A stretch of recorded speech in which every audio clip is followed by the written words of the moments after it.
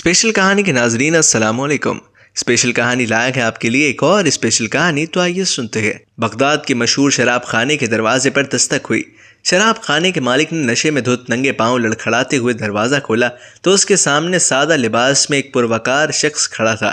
مالک نے اکتائے لہجے میں کہا، معذرت چاہتا ہوں، سب ملازم جا چکے ہیں، یہ شراب خانہ بند کرنے کا وقت ہے، آپ کل آئیے گا۔ اس سے پہلے کہ مالک واپس پلٹتا، اجنبی نے اس کے کندھے پر ہاتھ رکھ کر کہا، مجھے بشر بن حارث سے ملنا ہے، اس کے نام بہت اہم پیغام ہے۔ شراب خانے کے مالک نے چونک کر کہا، بولیے، میرا نام ہی بشر بن حارث ہے۔ اجنبی نے بڑی حیرت سے سر سے لے کر پاؤں تک سامنے لڑکھڑاتے ہوئے شخص کو دیکھا اور بولا، کیا آپ ہی بشر بن حارث ہیں؟ مالک نے اکتائے ہوئے لہجے میں کہا، کیوں، کوئی شک؟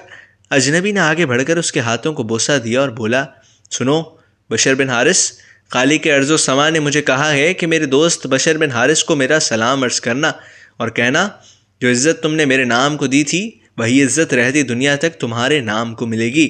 اتنا سننا تھا کہ بشر بن حارث کی نگاہوں میں وہ منظر گھوم گیا جب ایک دن حسب معمول وہ نشے میں دھت چلا جا رہا تھا کہ اس کی نظر گندگی کے ڈھیر پر پڑے ایک کاغذ پر پڑی جس پر اسم اللہ لکھا تھا۔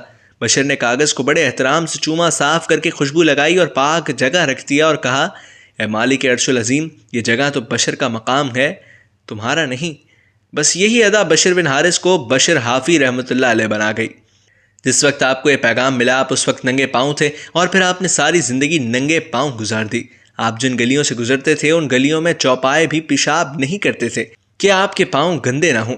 وہی بشر حافی رحمۃ اللہ علیہ جس کے متعلق اپنے وقت کے امام احمد بن حنبل رحمۃ اللہ علیہ فرماتے ہیں، لوگوں، جس اللہ کو احمد بن حنبل رحمۃ اللہ علیہ مانتا ہے، بشر حافی رحمۃ اللہ علیہ اسے پہچانتا ہے۔ کوشش کریں کہ کہیں اخبار یا کاغذ کے کسی ٹکڑے پر اللہ پاک یا نبی صلی اللہ علیہ وسلم یا مقدس ہستیوں کا نام نظر آئے تو اسے کسی پاک جگہ پر رکھ دیا کریں۔